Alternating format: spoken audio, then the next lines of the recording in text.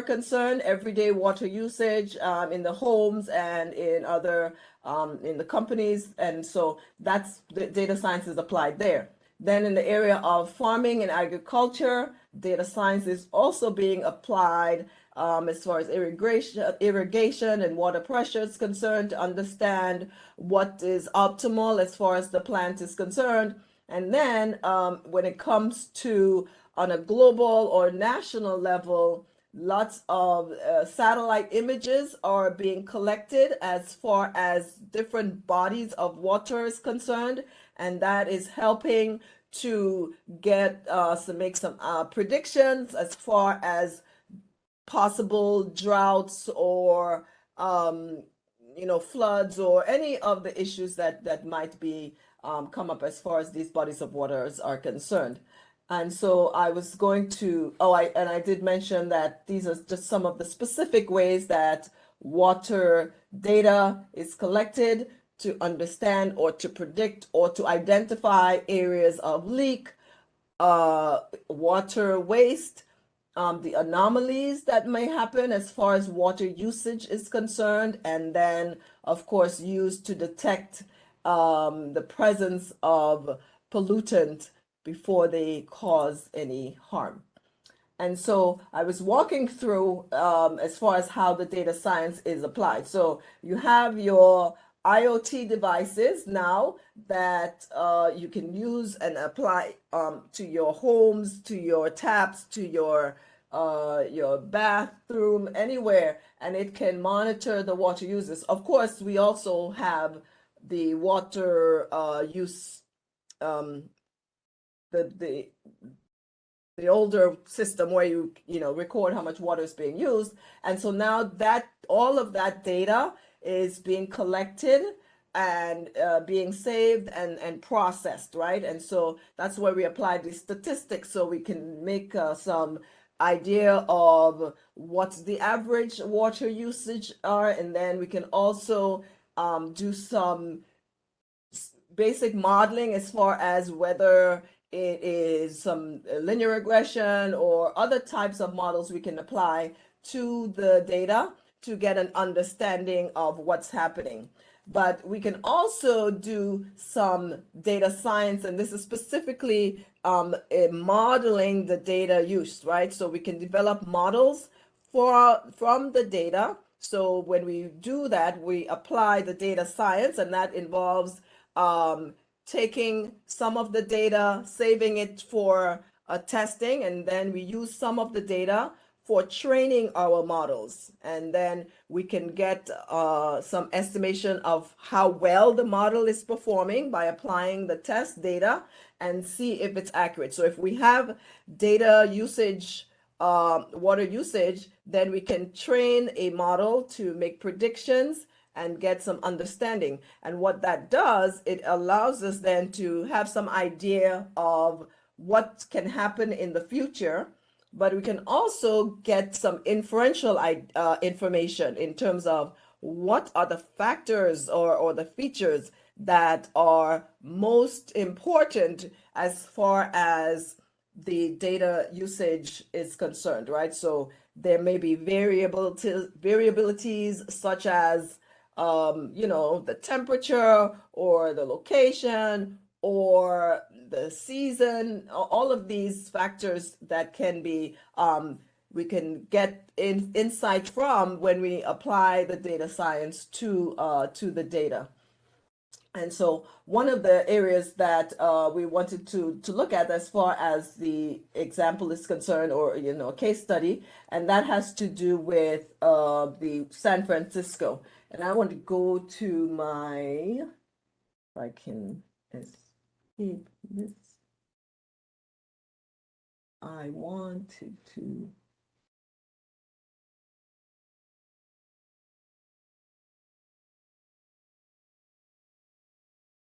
close it off.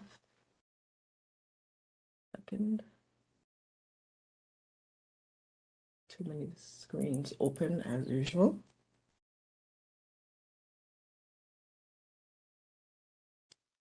And I'm going to share this slide with Dr. Jyoti so she can share it with you if you'd like to take a look at some of the specifically at some of the areas that we mentioned, right? So, one of the areas where data science and machine learning is being applied as far as water conservation is concerned is the San Francisco Water Power Sewer Company, right? And so, as I mentioned briefly, uh, California is one of the areas in the US where there tends to be issues of water availability, right? And so they are sometimes they are faced with droughts and water shortages. And so what this company has done is that they have uh, created these water saving devices.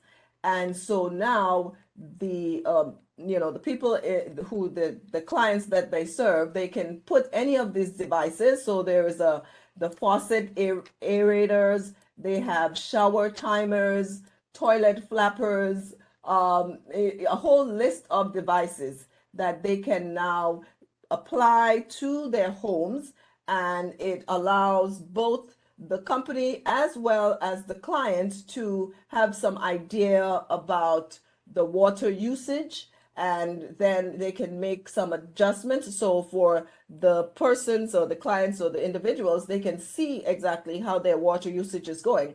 But for the company, the San Francisco WPS, they apply data science to then make predictions about which area is most affected most stringently, and which area may able to have some monitoring or even some adjusting of their water usage so as to prevent some of the droughts that may be happening. And then there is the one water use that I wanted to mention, and that has to do with this is the use, they're protecting the ecosystem in Brazil, right? And what is particularly unique about Brazil is that it is an area where there are large bodies of waters, but the water is not where the people are. And so in the cities where there is a higher population, of course, they have lots of issues as far as the water is concerned. And so now, together with the Microsoft, so Microsoft has a program that's called AI for Earth. And so they are using images, satellite images, as I mentioned, and they have projects all over the world. And so they're using artificial intelligence, machine learning to help understand and to mitigate some of these problems. So especially in Brazil, so there's more fresh water there than most countries in the world, but still so many people don't have access to the water, right? Because they live in the urban areas. And so Microsoft has partnered with the people, the government of Brazil. And so they're helping them to monitor areas. And it's like 300 different areas across the country where they can have access to clean, usable water, so that the people in the urban areas can be be served as far as the water is concerned. And I wanted to show you just quickly some of the programs that Microsoft AI is doing, because anyone can make access to these software programs that Microsoft has developed, right? So they're using the artificial intelligence, and Microsoft has so there are different tools that you can use for the machine learning, and Microsoft's tool specifically is called the Azure tool, and they can use that to assess and to analyze the data, and you can use it too. So Microsoft has a whole host of education training programs that is freely available for anyone anywhere in the world, and you can use these to get to some analysis of your data. And maybe in the next session, I can actually walk through some of the application of the data science, specifically like using a data set and showing how you collect and explore the data, and then how you eventually model the data to give some understanding of what are some of the water issues. But I'm going to pause here for some questions while I get the specific Microsoft tool. So anyone has any questions at this time?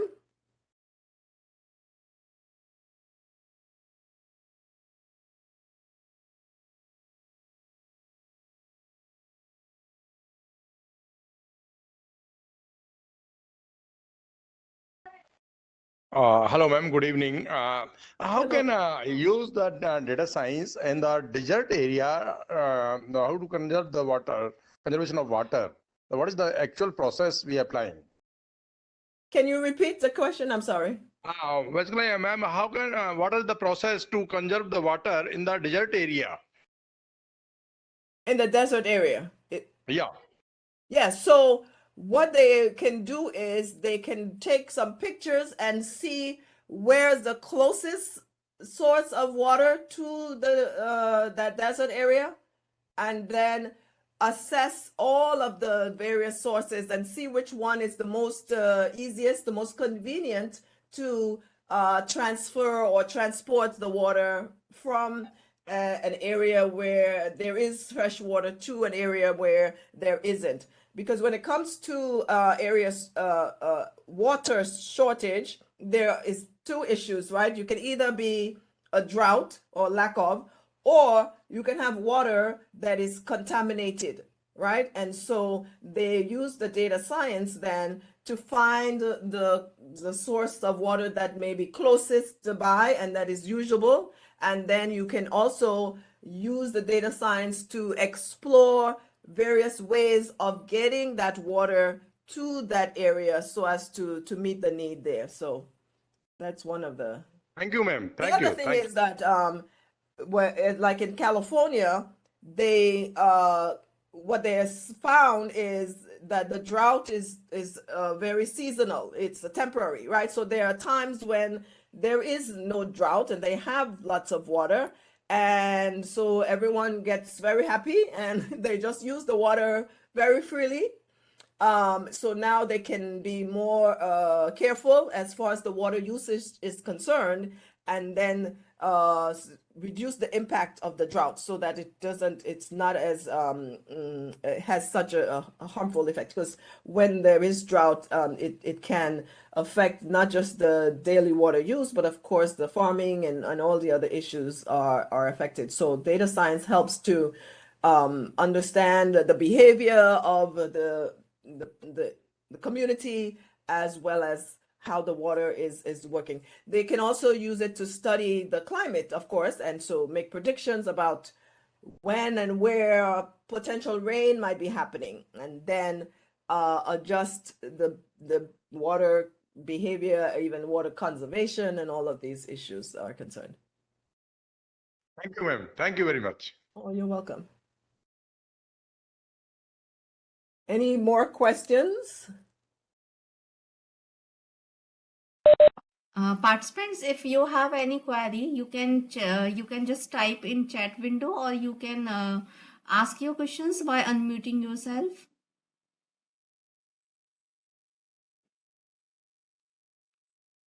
Okay, ma'am. There is no question, ma'am. Okay, so I wanted to just share that. So this is the Microsoft Azure tool that you can use to do the data analysis, and you have to, once you have the data, or you can even, Microsoft has some data that they have already collected, so you can start practicing and doing some types of studies, building your own capstones in preparation. and just to give an idea of how the tool is used and then how you can apply it to your own study. So there's a list here, and I'll share this with you, of all the various ways that Microsoft is partnering with different groups across the world. And they're using it to help them understand certain issues as far as water conservation is concerned. And not just specific to water conservation, but definitely that's one of the areas that in which it is being applied. And so you can make use of that, as well as you can probably use, some of the other tools that are available and get some understanding, some insight of how that is concerned. The other thing is, I want you to show is, so of course, I don't know if you know, but for data scientists, especially for my students, I use this site, Kaggle. It's a site where there are lots of practicing, lots of data sets that you can use to, develop your data science skills. So if I say water conservation, we can probably find some data set and even get some examples of how the data is being applied. So here we have the data, and then they would even give you, in some cases, they would give you a practice code that you can start using to develop some machine learning and some models. So we have the data sets here in the form of CSV files. And sometimes you can find, so they have developed some kind of a time series here, and you can see the code usually. But in this case, so if we look at this one, the Utah drought, and so here we have the data. They have done some basic statistics. So they have generated a distribution for all of the different features, right? So they have a score, they have the date, they have the abnormal, the DO. So these are different features that they have, and they give you the names here. So extreme drought, exceptional drought, abnormally wet, and moderately wet, and all of these things that they've measured. And so then they do a basic statistics here as far as the distribution is concerned. And then there's usually some area where they can show you the code as far as what kinds of machine learning they have applied. So here they have imported all the modules that they need. So NumPy is one of the modules from Python. This is numerical Python, it's called. And then you have Pandas, which is allows you to have your data in a data frame, so like in a tabular form. And of course, matplotlib is what allows you to make all the plots, right? So once you have imported that, then they have created some functions. You can do some basic things, or you can use it as they have had it here. And then this is the data set. So they're using Pandas, that module, and the Pandas module has a specific method that allows you to import the data. So this would be the data set here, the CSV file. And once you have imported it, so they have imported it, now you can do some preliminary type of analysis to the data. So here they have the date format. They've split it into two, and maybe so I can go quickly to say Google Colab. This is the way to do quick data analysis if you don't have, the Python in the form of some of the other anacondas and stuff. So if I go directly to this and I open up a new notebook, so this is how I would do my data science. And then I can import all of these modules here as they have done. And data scientists, we copy and paste a lot. Right? So once I have that, I can run this and it will import NumPy, Pandas, Matplotlib, and then a special module for doing seasonal type of analysis, right? So then I have another, this is called the cell, just went to blank. So I open up another cell, and so now I can import the data, but before I can import the data here, I have to download the data from the site. So let's see if that is the one that we need. This is Utah drought. So if we want to import to Utah drought, they have a lot of, so if I click on this,